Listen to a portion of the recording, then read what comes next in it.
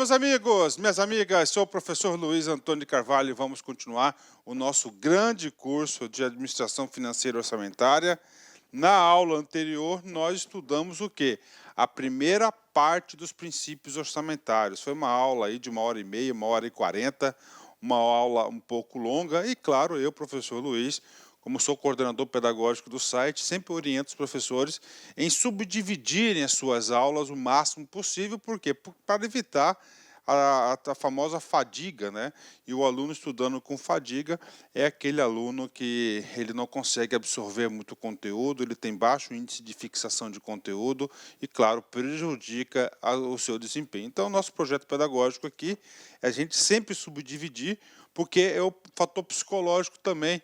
O aluno sabe, opa, é só 30 minutos, 40 minutos, 1 hora essa aula, vou até o fim, vou segurar. Então, ele consegue se motivar. Então, por isso que eu dividi a aula, né? Voltando aqui para a nossa aula, nós estamos estudando princípios orçamentários. Digo para você, sem medo de ser feliz, toda e qualquer prova, de qualquer banca, qualquer órgão do Brasil todo, pelo menos uma ou duas questões irão versar sobre os princípios, né? E eu observo que, ultimamente, todas as provas estão cobrando aí 2 ou 3 princípios, aí 2, 3 questões de princípios. E aqui nós temos a relação completa dos princípios. Nós temos 16 princípios que nós iremos explicar. O primeiro bloco, que é o bloco mais longo, onde são cobradas com maior incidência nas provas, a gente deu um upgrade bastante interessante para vocês. Esses 7 princípios aqui, da unidade, anualidade, universalidade, orçamento bruto, exclusividade, não afetação e especificação, são os princípios mais cobrados nas provas, né? Então, a gente fez em 1h40 essa primeira parte. Agora, nós estudaremos aí o segundo bloco, esse bloco aqui que está em amarelo, tá bacana? Então, vamos lá. Primeiro princípio, princípio da unidade de caixa, né? Professor, princípio da unidade, né? Unidade significa o quê? Né? Unidade, vem da palavra um caixa só, ou também conhecido como princípio da tesouraria. Professor, o que significa unidade de caixa? Qual que é o objetivo da unidade de caixa? Muito simples, né? A unidade de caixa é evitar caixa 2. Por isso que é unidade de caixa, né? Ele quer evitar o quê? Caixas paralelos, caixas especiais na administração pública. Então, é apenas um caixa, né? Na administração pública. Bacana? Então, esse é o objetivo do princípio da unidade de caixa. Vem comigo. Todos os recursos arrecadados pelo Estado devem ser centralizados numa conta única. E nós temos aí a conta única do Tesouro. Então, a conta única do Tesouro é a unidade de caixa. Professor, explica em detalhes. Vou explicar. Então, nós temos uma conta única para a União. E nesta conta única para a União, lá está incluso, atenção, todos os poderes e todos os órgãos. Ah, professor, mas o poder judiciário, o poder legislativo são poderes independentes e autônomos, tudo bem. Só que o Estado é um só. Tá? O Estado é um só, é uma só pessoa, a República Federativa do Brasil, né? Então, o que acontece? Dentro da esfera federal, tá certo? É uma conta única para todos, né? E nós temos um grandioso, um fabuloso sistema chamado CIAF, que faz a contabilização e o controle dessa conta única aí de forma espetacular. Então, é apenas, vem comigo, na União, apenas uma conta. Então, conta única do Tesouro da União. E aí, professor, cada estado tem uma sua própria conta e nós temos também, tá certo? Nós temos também a outra conta, né? A outra conta que vai ser a conta nós temos as contas dos municípios, bacana? Fechou? Então, todos os recursos arrecadados pelo Estado devem ser centralizados numa conta única. Está aí para você. Por quê? Para aumentar o controle. Professor, a materialização desse princípio está lá no decreto 93.872 de 86, né? Esse decreto é um decreto muito importante. Nós iremos estudar, e em especial, suprimento de fundos e restos a pagar. A realização da receita e da despesa da União far-se-á por via bancária em estrita observância ao princípio da unidade de caixa. Então, aqui está falando a realização da receita e da despesa, ó, a entrada de recursos e a saída de recursos da União far-se-á por via bancária, transferência bancária, em estrita observância ao princípio da unidade de caixa. Vem comigo aqui. Professor, aonde que são arrecadados os recursos da União? Vem comigo aqui. A arrecadação de todas as receitas da União far-se-á na forma disciplinada pelo Ministério da Fazenda, devendo seu produto ser obrigatoriamente recolhido à conta do Tesouro Nacional no Banco do Brasil. Então, nós temos uma conta, a conta única do Tesouro, temos uma conta de movimentação do Tesouro, que fica onde? No Banco do Brasil. Professor, pode ser objeto de prova? Claro que pode ser objeto de prova em concursos federais. Professor, e nos estados, né? O Estado, normalmente, se tiver um banco estadual, será o que? Os bancos estaduais. Agora os bancos estaduais são poucos, né? São poucos bancos estaduais. Como é que funciona então, professor, agora? Agora é o seguinte, cada banco vai ter seu convênio, cada estado vai ter seu convênio. Bacana? Vamos lá. Parágrafo 1º do artigo 2º, importante, vem comigo aqui. Isso aqui já foi cobrado em prova de concurso e tem uma questão que nós vamos fazer já para vocês. Ó. Para fins deste decreto, entende-se por receita da União todo e qualquer ingresso de caráter originário ou derivado, ordinário ou extraordinário, de natureza orçamentária ou extra-orçamentária, seja geral ou vinculado, que tenha sido decorrente, produzido ou realizado direta ou indiretamente pelos órgãos competentes, né? E aí, professor? Cara, então é toda qualquer arrecadação, toda e qualquer entrada. Ah, professor, vou fazer um depósito de calção para participar de uma licitação. Vai ser uma receita pública, vai ser o quê? De caráter extraordinário. Vai entrar na onde? Na conta única do Tesouro, né? Professor, esses detalhes de receita ordinária, receita extraordinária, originário, derivado, tá? Nós temos aqui todas essas características aqui. O que acontece? Este parágrafo primeiro aqui, nós teremos uma aula chamada de receita, tá? Olha aí, ó. Classificação da receita pública, onde nós iremos detalhar todos os tipos de despesa e as classificações da despesa. Bacana? Então, eu vou esperar para vocês, para a gente não adiantar aí muito esse assunto. A gente vai, com certeza, lá na aula de classificação, você vai entender com maior profundidade. Bacana? Parágrafo 2º, muito importante. Então, é o seguinte, aonde que é a movimentação da receita e da despesa? Na conta única do Tesouro, no Banco do Brasil, né? Só que é o seguinte, olha o parágrafo 3º aqui. A posição líquida dos recursos do Tesouro Nacional, do Banco do Brasil, será depositada no Banco Central do Brasil, a ordem do Tesouro Nacional. Opa, olha só, a posição líquida dos recursos do Tesouro Nacional do Banco do Brasil, que é esta conta que está recebendo todos os recursos, olha só, será depositada no Banco Central do Brasil. Professor, o que significa isso? Significa, aí, pode anotar, parágrafo 3º aí, as disponibilidades de caixa da União, da conta única do Tesouro, serão depositadas aonde? No Banco Central do Brasil. Bacana. Professor, onde que nós temos essa previsibilidade aqui? Vem comigo aqui, só para vocês entenderem. A competência da União para emitir moeda, a competência da União para emitir moeda será exercida exclusivamente pelo Banco Central, Bacana. Parágrafo 3º. As disponibilidades de caixa da União serão depositadas no Banco Central, né? Então, professor, eu quero entender esse negócio aqui com profundidade. Então, é comigo mesmo, né?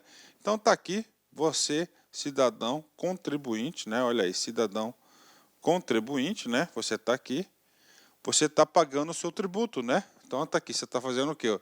O recolhimento, ó. Você está o quê? Arrecadando, arrecadação, ó. Arrecadação. Vai na onde? No Banco do Brasil. Não é isso? Arrecadação, ó. Está aqui. Você deposita na conta única. Ok, conta única. E o que acontece, professor? As disponibilidades, ou seja, os saldos, né?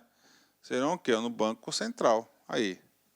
As disponibilidades serão depositadas no Banco Central, isso que está aqui. É claro que nós temos uma comunicação aqui muito grande aqui com o do SIAF, tá? Sistema de Integração de Administração Financeira aí. Então temos assim que funciona. Então, primeiro, a entrada, a movimentação. Por que tem que ser Banco do Brasil? Porque o Banco Central é o banco dos bancos. O Banco Central não opera com a sociedade, né? Não opera com a sociedade em geral. E o Banco do Brasil já é um banco de varejo, é um banco comercial, é um banco comercial que recebe, tem aí postos aí de recebimento aí no Brasil todo, né? Fora a sua plataforma tecnológica que é fantástica. Então é assim que acontece. Então, Banco do Brasil. Por isso que tem que ter um banco comercial para fazer jus aí às receitas e às despesas da União. E tudo, claro, tudo na conta única do Tesouro, né? Então, a conta única do Tesouro, ela vai permear aqui todo esse ciclo aqui, uma conta única do Tesouro. E quem faz a administração disso é o nosso glorioso sistema chamado de SIAF. Bacana? Vamos lá. Professor, tem mais regulamentação do dispositivo de unidade de caixa? Claro que tem. Temos aqui, né, artigo 160, temos aqui na Lei 4.320, artigo 56, né? O recolhimento de todas as receitas far-se-á em estrita observância ao princípio da unidade de tesouraria ou unidade de caixa, vedada qualquer fragmentação para a criação de caixas especiais, né? Vem comigo aqui, vedada a qualquer fragmentação para a criação de caixas especiais. E aí, gente? Aí, vamos lá, eu quero que vocês fiquem muito competitivos, tá? Isso aqui deve ser a regra geral no seu pensamento. Ou seja, o princípio de unidade de caixa é visa o quê? Proibir toda e qualquer fragmentação do caixa. Do caixa, tá? Tá aí. Professor, bacana, entendi. Então, isso aqui que eu tenho que levar para a prova? É isso aí que você tem que levar para a prova. Mas, tá? Nós temos alguns casos na qual é impossível aplicar o princípio de unidade de caixa. O princípio de unidade de caixa é um único caixa, uma única tesouraria para entrada de recursos e saída de recursos, não é isso? Sim. Qual que é a exceção desse cara aqui? Nós temos aí alguns casos muito especiais, né? Na qual eu vou destacar para vocês que seriam as unidades gestoras no exterior, as nossas embaixadas, né? Você pega a embaixada do Brasil na Rússia, por exemplo, né? Na Rússia, né? Lá não tem envergadura do Banco do Brasil e nem do Banco Central, nada, né? E aí é um caso aí de uma unidade gestora que é impossível essa unidade gestora, no caso a Embaixada Brasileira na Rússia, né?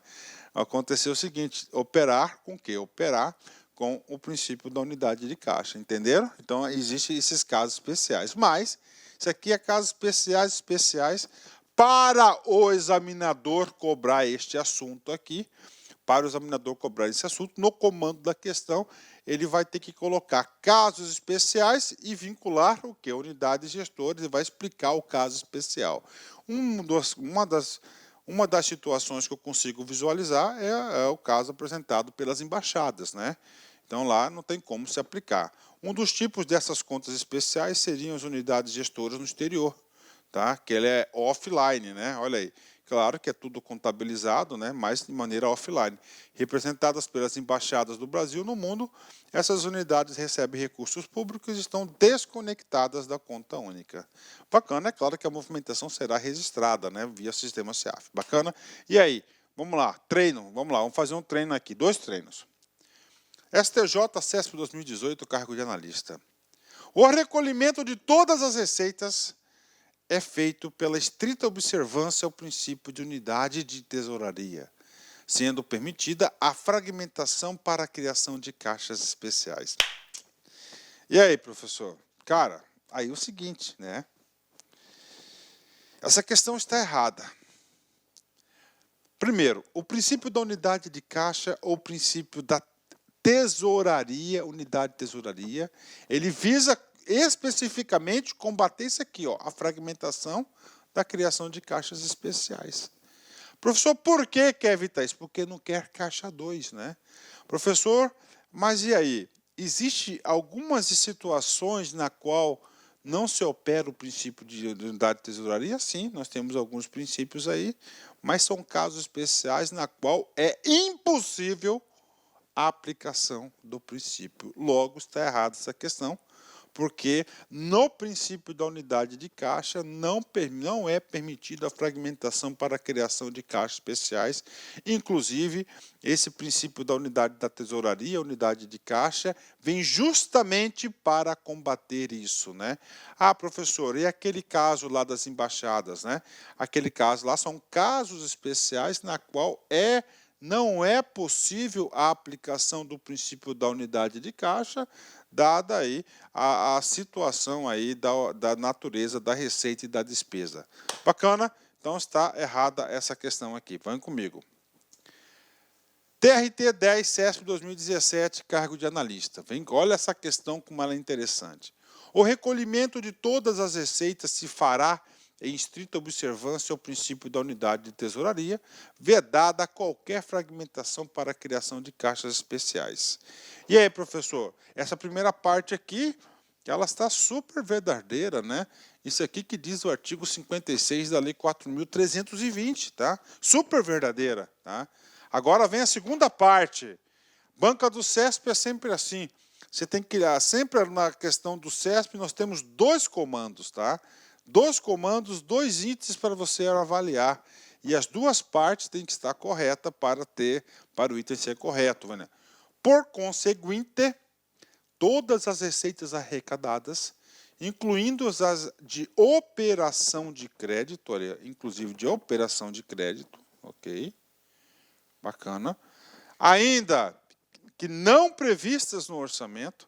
Professor, quais são as operações de crédito ainda não previstas no orçamento? Claro, antecipação da receita orçamentária, ok. Previstas no orçamento, serão classificadas como receita orçamentária?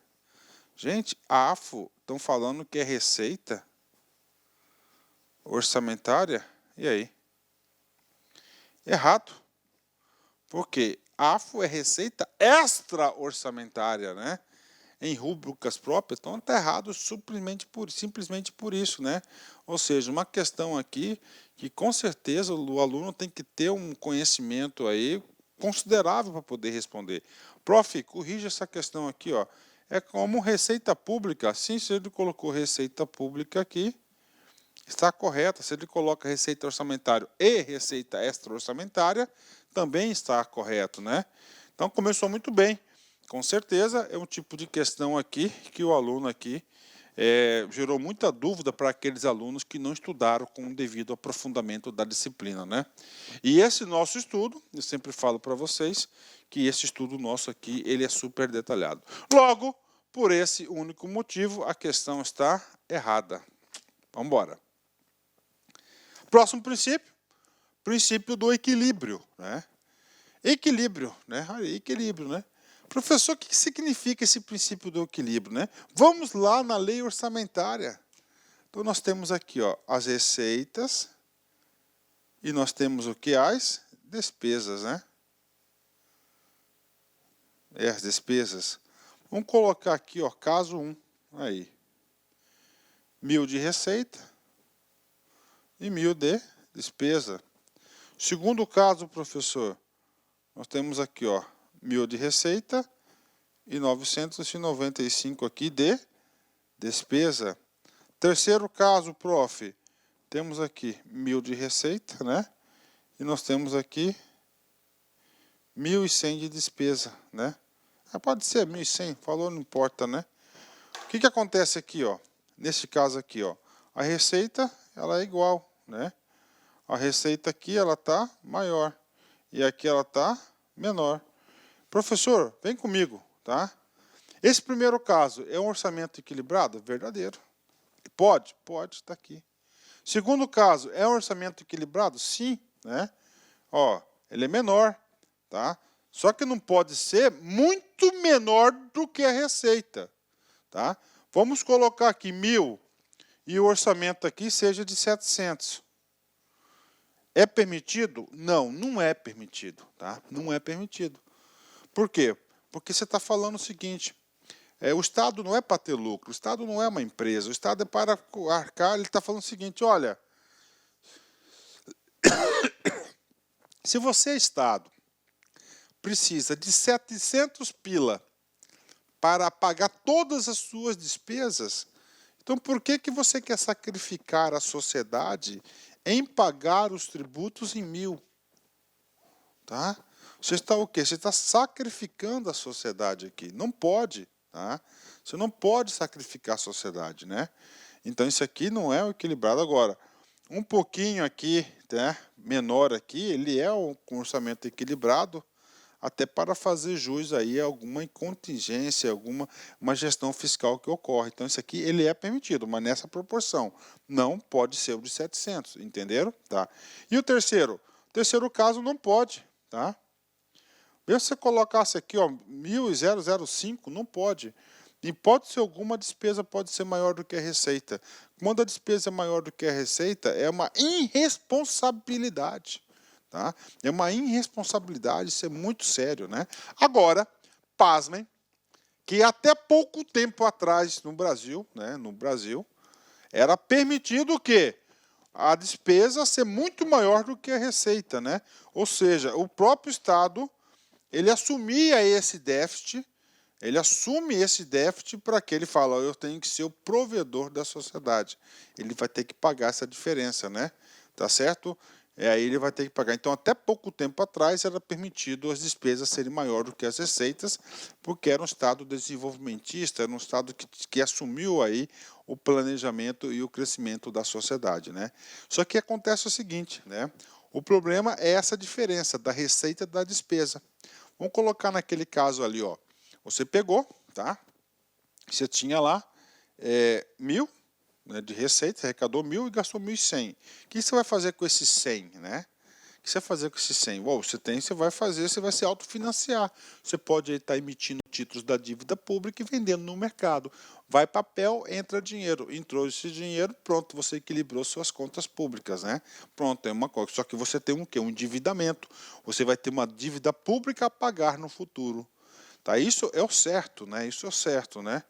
E aí, professor, aí vou falar para vocês aí que eu tenho estudado bastante essa situação aí, o caso da Venezuela. O caso da Venezuela foi um dos motivos que estão lá, claro, políticos, econômicos, enfim, vários outros, mas aqui da minha matéria, na minha concepção, é o seguinte, o que acontece? O governo começou aí conceder benefícios à torta ou à direita para fins eleitoreiros, né? E tinha que pagar. Então o orçamento lá, ele sempre o quê? Ele é sempre maior, a despesa maior do que a receita. Uma grande irresponsabilidade fiscal. Tudo bem, professor, quem que vai financiar isso? A Venezuela não pode emitir títulos da dívida pública que ninguém compra. Ninguém compra porque não tem credibilidade, sabe que não vai receber. Ninguém empresta dinheiro para eles porque sabe que ninguém vai receber. E aí, o que ele fez? Ele não tem a Casa da Moeda? Tem a Casa da Moeda. E ele falou, vou fazer o mais fácil, né? O que o cara fez? O cara pegou e começou a emitir recursos da Casa da Moeda sem lastro econômico, sem lastro financeiro, sem nenhum tipo aí de responsabilidade justificativa da emissão da moeda. E aí o que aconteceu? Começou a colocar mais dinheiro em circulação, gerou uma hiperinflação no país, e ali, para fazer um ajuste, ali vai ser muito difícil, gente do céu. Tá? Não é só tirar os atuais mandatários, os povos que estão lá, os caras que estão mandando no país, não, os presidentes, cara, é muito mais. Para você ajustar isso vai ser muito difícil, né? Aí é o seguinte, vou aproveitar e conversar um pouquinho com vocês aqui. Eu vou passar para vocês o seguinte, cara. Uma sugestão de filme para você entender um pouquinho mais sobre isso aí e um pouquinho da nossa história. Vai lá, assiste o filme lá, a história do Plano Real, tem lá no Google Play, tem lá no Google Play, ainda não tem no Netflix, mas eu acho que daqui a um tempo vai ter no Netflix, né? Mas no Google Play tem lá, tá? O plano real, assiste lá que você vai entender um pouquinho isso aqui. Então, o princípio do equilíbrio, né? Prof, isso aqui cai em concurso aqui, já, vamos fazer agora um exercício aqui, né? PC Bahia, VUNESP 2018, cargo de analista. O prefeito de uma cidade, ciente da sua importância como gestor, procura não gastar com as despesas da cidade, acima do que é arrecadado com os tributos. Ok? Ele não quer o quê? Gastar com as despesas que você não quer com os tributos. Ok, ele quer, né? Ok. Qual o princípio orçamentário que está perseguindo, gente? É claro, ele está perseguindo o quê? O princípio do equilíbrio, né? Orçamento bruto são pelos seus totais, anualidade, né? Anualidade ou totalidade, nós temos o quê? Um orçamento, né? Um ano, unidade, um ano. Anualidade ou periodicidade vale o quê? De um ano. Unidade, equilíbrio, tem que ter o que? A despesa tem que ser menor do que a receita. Isso que está escrito aqui, exclusividade, somente matéria orçamentária. Logo, gabarito mais do que correto, item D de dado.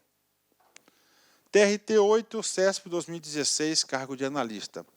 Os valores estabelecidos para a efetivação das despesas autorizadas deverão ser proporcionais aos valores previstos para a arrecadação das receitas. Esta afirmativa faz referência ao princípio orçamentário da.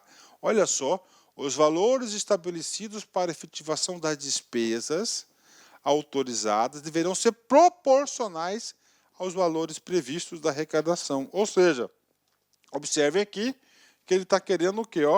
Um equilíbrio entre receita e despesa. Esse cara aqui nada mais é que o princípio do equilíbrio. Letra A, o gabarito correto.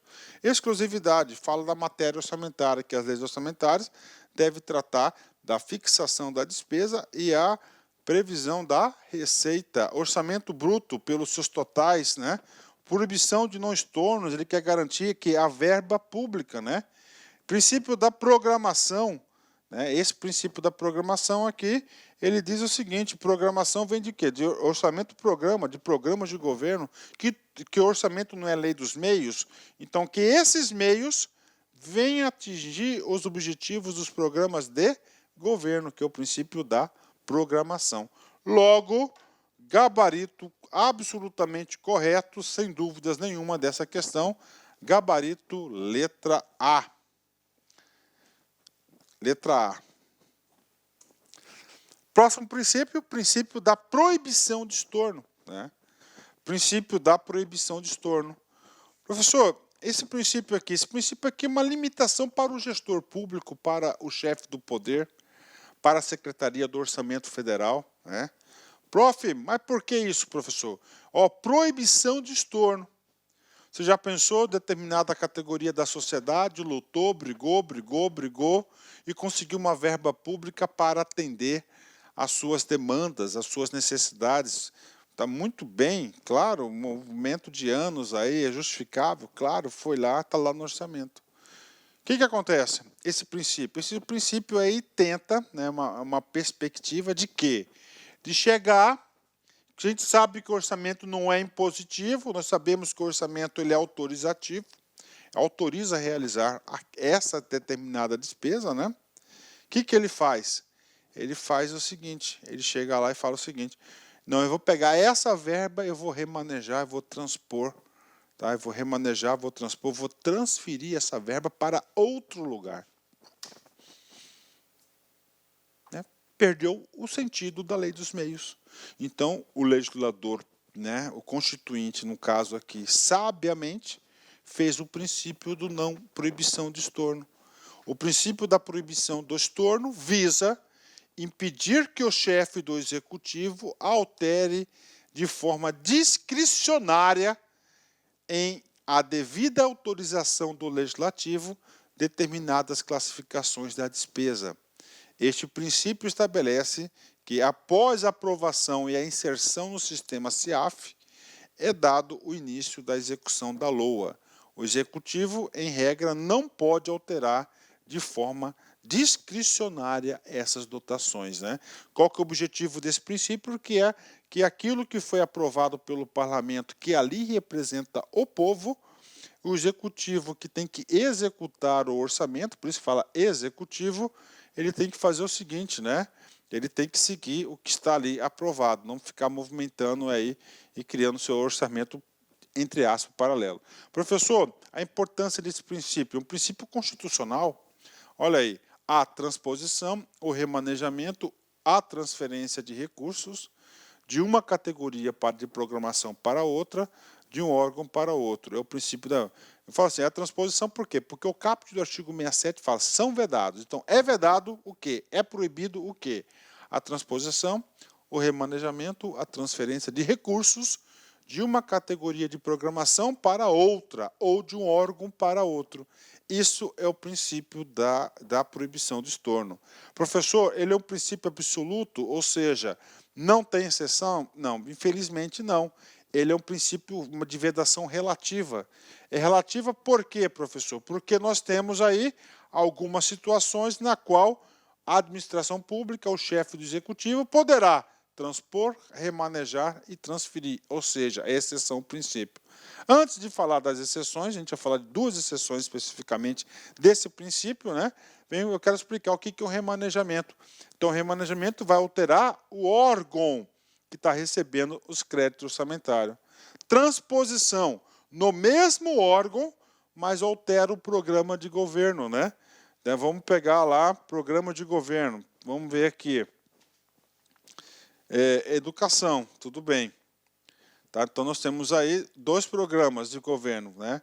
Nós temos um programa de governo para nível superior, que são para fortalecimento das universidades federais, e um outro programa, estou chutando aí, não estou, tá? Lá para o ensino médio. Tá, no ensino médio. Então, o cara está no mesmo órgão, está lá, Ministério da Educação.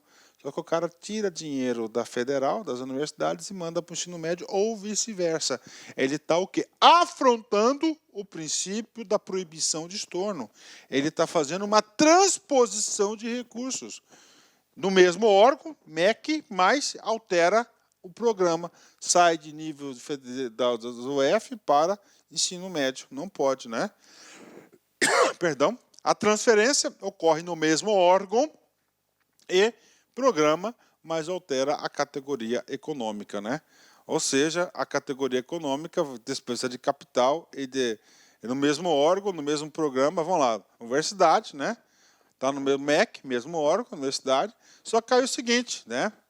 Lá está aprovado o seguinte, né? Está aprovado o investimento da reforma, né? Está lá da reforma, não, construção de uma nova biblioteca, né? Pronto, eu ia falar de restaurante universitário, né? Eu tive o prazer, a felicidade de comer por muitos anos num restaurante universitário, né? Com muito orgulho, né? É lá, né? Um bandejão lá, né? Rapaz, tinha dia que era gostoso, cara, né? Vamos lá. Então é o seguinte, então o cara está lá para a construção de uma biblioteca. Qual que é a categoria econômica? É uma despesa de capital, investimento. Aí é o seguinte, ao reitor lá, não sei quem, não, nós vamos tirar isso e nós vamos comprar, vamos pagar pessoal, remanejar a despesa de capital para despesa correntes. Não pode. Ele está fazendo uma transferência de recursos, tá? Mudança de categoria econômica. Bacana, tá aí. Tá? Então, já expliquei o que é remanejamento, transposição e transferência, né? Agora, o que eu falei? A gente vai falar de duas exceções a esse princípio. Primeiro, lá na LDO, que é uma lei que orienta a execução da LOA, ele pode, né? É possível incluir na LDO situações que justificam o remanejamento ou transposição e a transferência. E, infelizmente, todas as LDOs que eu tenho conhecimento, o cara vai lá e manda um artiguinho lá, dizendo o seguinte, fica autorizado, né, o chefe do executivo executar, transpor, remanejar ou transferir, tá, até 20% do orçamento, né? Quando a gente fala isso, cara, o significado é muito grande. Gente, o impacto é muito grande no sistema de planejamento. Eu sou gestor profissional, sou administrador. E você tem que administrar, você tem que executar as coisas de acordo com programação. Nosso estudo está indo passo a passo. Tá? Então, vocês viram que primeiro tem um plano estratégico de 4 anos, aí você faz uma LDO, você faz uma LOA, todos os princípios, todas as vedações. Para quê? Para que realmente a ação governamental ela seja realizada de acordo com o quê? Com planejamento, com aprovação do parlamento, que é do povo. Aí chega lá um presidente, chega lá um governador, está lá, coloca na lei, consegue aprovar, ó, 20% do orçamento você pode transpor, remanejar ou transferir a bel prazer. Você está o quê? Ó, você está dando a rasteira no sistema de planejamento, de gestão. Aí, pronto. Por isso que o Constituinte colocou isso, né? Que é proibido. E a segunda, professor? A segunda seção, o princípio da proibição de estorno está aqui, no artigo 67, parágrafo 5º, inclusive ele é recente, ó, a emenda constitucional 85 de 2015. Só que neste caso aqui, eu até aceito, né? Por quê? Porque ele vai estar trabalhando com um produto diferenciado. Qual que é o produto? Ciência, tecnologia e inovação. A transposição, o remanejamento ou a transferência de recursos de uma categoria da outra para a outra poderão ser admitidos no âmbito das atividades de ciência, tecnologia e inovação, com o objetivo de viabilizar os resultados de projetos restritos a essas funções mediante ato do Poder Executivo, sem necessidade prévia de autorização prevista no inciso 6º desse artigo, né? Professor, por que esse cara aqui ele é permitido, né? Ele é permitido por quê, né? Cara, o cara tá lá em inovação, projeto X, projeto Y, tem recurso, né? Aí o cara chegou lá em fevereiro, cara, logo assim que abriu o orçamento, aquele decreto de abertura do orçamento, ele descobre que aquele projeto ali não vai dar certo, né? Vai ser dinheiro perdido, e aí ele vai esperar um ano para remanejar esse recurso para outro projeto, outra prioridade. Não vai fazer. Então, isso aqui, sabiamente, isso aqui é um ponto que eu até considero como válido, dada a natureza do produto.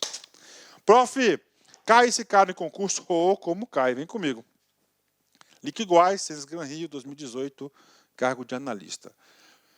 Quando a Constituição veda a transposição, o remanejamento ou a transferência de recursos de uma categoria de programa para outra, de um órgão ou para outro, sem prévia autorização legislativa, está sendo caracterizado o princípio financeiro da proibição de... E aí, cara, isso aqui é claro, é o princípio da proibição de estorno. Esse é um princípio que está previsto, olha lá, coloquem aí, gente, para você até fixar. Assim que eu consigo fixar, sempre anotar, ó, Constituição Federal de 88, esse cara está no artiguinho 167, inciso 6º da Constituição, né? E nós temos uma exceção, tá, que fala sobre isso, que é o parágrafo 5º do artigo 167, que é o artigo das vedações, né? Olha aí. Temos uma aula, grande aula maravilhosa sobre isso. Esse cara aqui trata do princípio da proibição de estorno da verba pública. Ó, proibição de despesa, está errado, não existe esse princípio, ágio também não, vinculação e reexame não. O único princípio plausível aqui é a letra E. Olha aí, aluno da LAC Concursos tem todas as condições de acertar uma questão como essa. Bacana, 10, né? Aí, então, gabarito, letra E. 11º princípio, né, princípio número 11, é o princípio chamado de reserva legal. Reserva, aquilo que é reservado. Quem reserva, reserva alguma coisa para alguém. Quem reserva, reserva alguma coisa para alguém. Professor, esta alguma coisa, nós estamos estudando o quê? O orçamento. Então é o seguinte, a matéria de orçamento é reservado para quem? Legal. Legal vem de quê? De lei. Ou seja, legal, ó, lei, né? Ou seja, tem que atender o princípio da legalidade, né? Claro que o princípio da legalidade aqui está previsto no artigo 37, no caput da Constituição de 88, né? Aí, princípio da reserva legal, legalidade, ou seja, o orçamento ele é uma lei. E aí, professor, cara, gravem isso, gravem isso.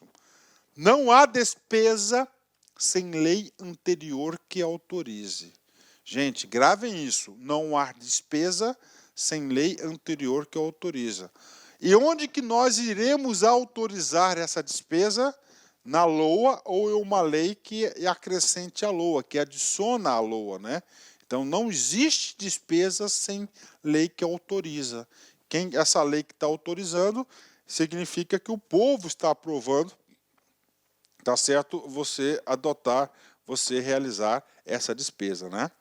Professor, então é o seguinte, reserva legal da legalidade. Vem comigo, vamos falar tudo de orçamento agora. Então é o seguinte, o PPA, a LDO, a LOA, o crédito adicional especial, todos esses instrumentos deverão ser o quê? Eles deverão ser constituídos apenas e exclusivamente por lei. Qual tipo de lei? Lei ordinária, tá? Ela é uma lei ordinária e uma lei especial. Já vi diversas provas de concursos que ele fala que é lei, só que ele muda no tipo da lei. Ele coloca que é lei complementar, está errado. Não é lei complementar, é lei ordinária. Lei ordinária. Já vi até concursos que falam de lei delegada, está errado, é lei ordinária. Bacana, PPA, LDO, LOA, crédito adicional especial adicional. E aí, professor, agora vem comigo. Crédito adicional suplementar. Também é por lei, tá? Ele também é por lei, só que nós temos o seguinte, esse crédito adicional suplementar, ele pode ter, o Poder Executivo pode obter a sua autorização de editá-lo nos limites da ONU, onde está escrito na LOA, né? Então a LOA, no texto da LOA, um dos artigos ali, pode autorizar o Poder Executivo a criar, a abrir, fazer a abertura do crédito adicional via decreto, né? Professor, um crédito especial é para novos programas de governo. Suplementar, vem complementar os programas de governo estabelecidos na LDO. A verba não deu, precisa de mais recursos, então você tem que suplementar. Então é o crédito adicional suplementar. Bacana? Ok. E agora, a exceção, a única exceção do princípio da legalidade e o princípio da reserva legal. É o seguinte, é o crédito adicional extraordinário. Então, crédito adicional extraordinário para as despesas urgentes e imprevisíveis, eles poderão ser constituídos no âmbito da União, através da edição de medida provisória lá do artigo número 62 da Constituição Federal. Professor, mais o que? A medida provisória, ela tem força de lei, mas ela não é lei. Tá? Lei é só quem que pode editar lei é o Congresso Nacional. Congresso Nacional, tá? É claro que a medida provisória vai passar pelo crivo da medida provisória no Congresso Nacional, mas não é lei, tá? Tem uma exceção. Aí eu falo, então crédito adicional extraordinário é a exceção do princípio da reserva legal. E aí, professor, cai? Imagina, né? Imagina. Professor, eu quero mais aqui exemplos sobre isso. Tudo bem. Vou pegar o meu estado, né? O estado de Mato Grosso, tá? O estado de Mato Grosso, meu querido Mato Grosso, na nossa Constituição Estadual, não trouxe a previsibilidade do texto constitucional, na qual autoriza o nosso governador a editar medida provisória. Não pode. Tá? Então, o governador do estado do Mato Grosso, e assim como diversos estados aí do Brasil todo, eles não podem editar o que? Medida provisória. Neste caso, aconteceu algo urgente, imprevisto, que justifique a edição e a constituição de um crédito extraordinário. Aí o seguinte, o governador ele pode abrir, ele pode criar, ele pode abrir, ele pode fazer a abertura, né? Ele pode autorizar e abrir esse crédito via decreto governamental. É um dos exemplos aí da materialização, da exceção do princípio, da reserva legal. Bacana? Ok. Vamos lá, treino. STM CESP 2018, cargo de analista. A lei orçamentária anual elaborada no âmbito da União é ao mesmo tempo, lei ordinária e lei especial. E aí, professor, lei ordinária, correto, tá? Lei ordinária, ok, é o tipo de lei. Especial, por que ela é lei especial? Porque ela vai tratar especificamente de matéria orçamentária. Aí. Ela é de matéria especial, porque ela é específica, né? Então, exatamente, muito bem colocado esse exercício neste momento da aula para reforçar. Logo, gabarito ele está mais do que correto, né? Gabarito está correto, né? Super correto. Então, as leis orçamentárias, tá? Não somente a lei anual, todas elas são ordinárias e especial. Não esqueçam disso. 12º princípio, princípio da publicidade, né? Publicidade vem de quê? De tornar públicos os atos, né? O princípio da publicidade, agora vale a pena a gente ir lá na origem, na fonte dele, é um princípio previsto no caput do artigo 37 da Constituição. Artigo 37. A administração pública direta e indireta de qualquer dos poderes da União, dos Estados, do Distrito Federal ou dos municípios, obedecerá aos princípios, olha só, da legalidade, impessoalidade, moralidade, publicidade e eficiência, o famoso LIMP. Então está aqui, ele tem que ter a publicidade aí do princípio, ou seja, tem que se tornar público, né? E um dos grandes instrumentos aqui para tornar público a lei do orçamento é o quê? Tudo publicação lá no Diário Oficial da União, principalmente movimentação, liberação de recursos e assim por diante. Então, esse aqui é o princípio da publicidade. Professor, mas e aí, cara? Esse princípio da publicidade, com a publicação da Lei de Responsabilidade Fiscal, ele teve um upgrade. É um upgrade, né? Ele passou agora. Não adianta você dar publicidade a esses atos, né? Por quê, professor? Que não é? Por que não basta dar? Porque é o seguinte, a sociedade em geral não vai ler diário oficial. Ninguém lê esse negócio, cara. Nem que um cara que está lá não lê, né? Não lê. Quando eu era servidor público, eu consegui, cara. Papo reto, cara. Eu consegui. Todo dia, quando chegava na repartição pública, eu lia o Diário Oficial, cara. Tá? Eu lia o Diário Oficial quando era impresso, né? Aí depois que foi para a internet, aí só lia a nossa seção lá do órgão que eu trabalhava e algum outro aí que eu tinha, que era do meu interesse. Mas esse era, mas é o quê? Não era publicidade. Então houve um upgrade para transparência, né? Ou seja, a transparência ele visa também o quê? Buscar o envolvimento da sociedade dentro do próprio Estado. E a transparência, então hoje a lei orçamentária, todas as leis orçamentárias, elas estão aqui, ó, atendendo o artigo 48, o 48A e o 49 da Lei de Responsabilidade Fiscal, que ele trouxe a transparência na gestão fiscal. Professor, aqui vai falar de quê? Aqui vai falar de audiências públicas, aqui vai falar de relatório de gestão, aqui vai falar relatório de execução orçamentária, vai falar de muitas coisas aqui, né?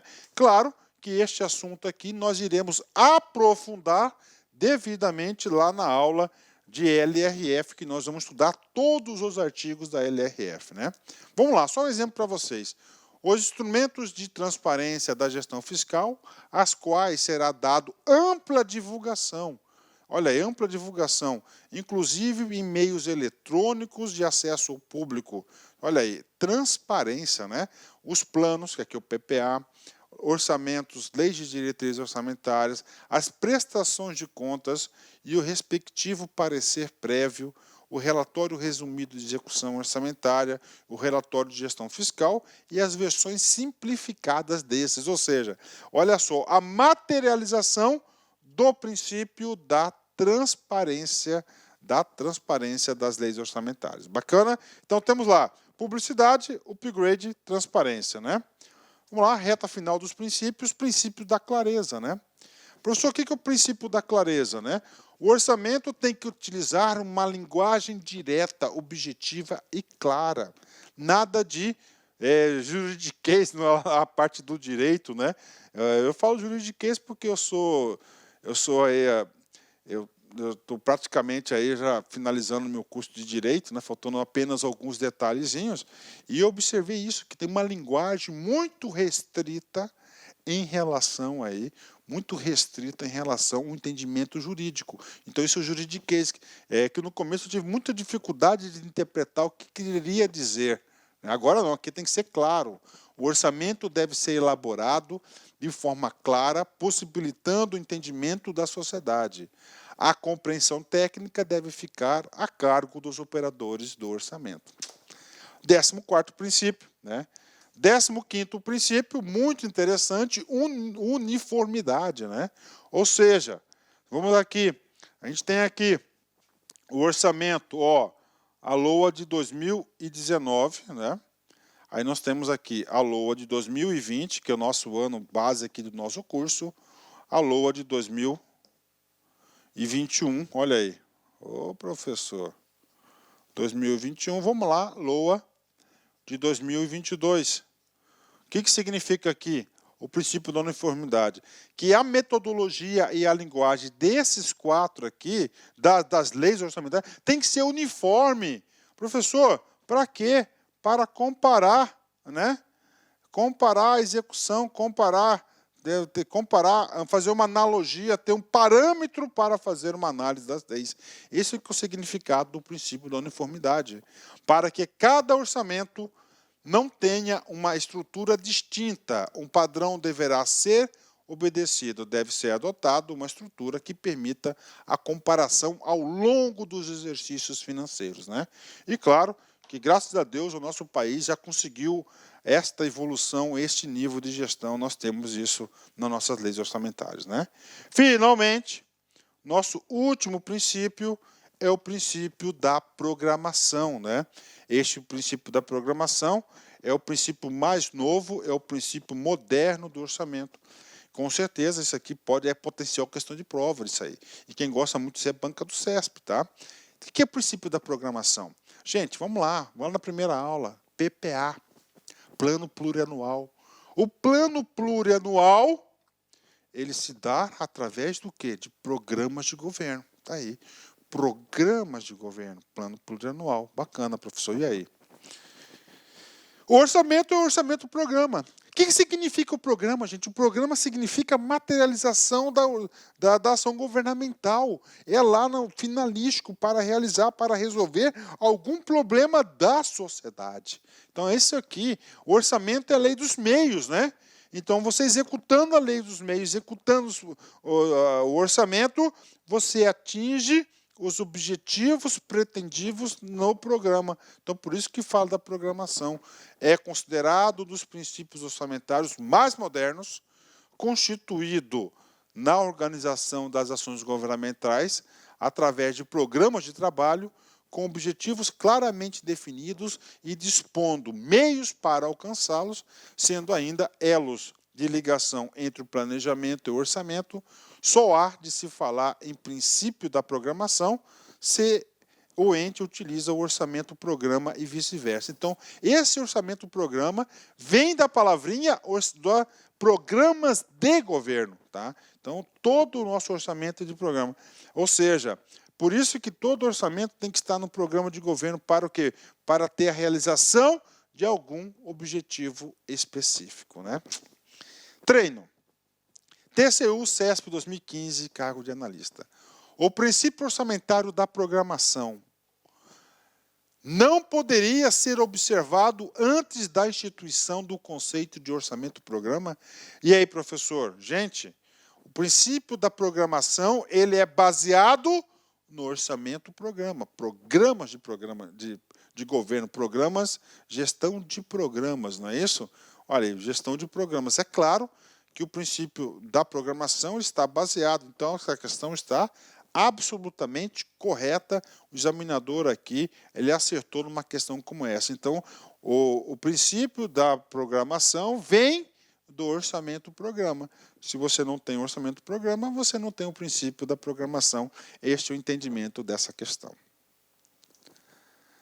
Cefaz Piauí FCC 2015, cargo de auditor. Ao estudar o orçamento anual do Estado do Piauí, uma analista do Tesouro Estadual verificou que foram selecionados os objetivos a serem alcançados. Objetivos a serem alcançados. Bacana. Bem como determinadas ações para o alcance. Olha aí, ó. Ações para alcance, né, dos objetivos, né? Esse cara aqui está atendendo o quê? Ó, dos programas de governos, ó. Opa, vamos corrigir esse cara aqui, né? Está falando o quê? Dos programas de governo, ó.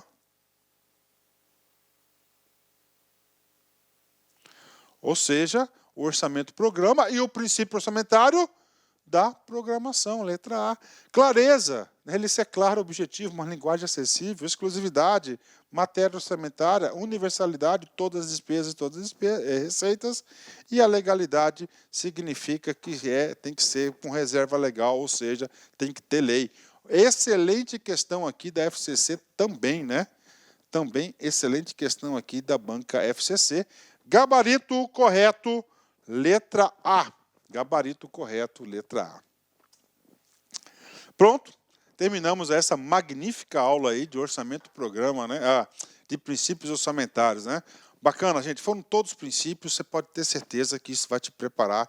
Agora, assistir uma vez a aula não dá, você tem que assistir a aula e depois você tem que ler os PowerPoints, depois aí o PDF para você ter a fixação do conteúdo. Vamos lá, encerramento da aula aí, né? Vamos lá, Dalai Lama, né? Se você não pode ajudar os outros, pelo menos não os prejudique. Exatamente, olha a filosofia, né? Então, se você não pode ajudar, pelo menos não prejudique que você já está ajudando, né? Isso eu vejo muito no setor público, cara. O cara não pode ajudar em nada, mas o cara sempre está prejudicando as ações dos outros, né? Isso acontece. Bacana. Pessoal, um forte abraço. Fique com Deus. Tchau, tchau. Clique like.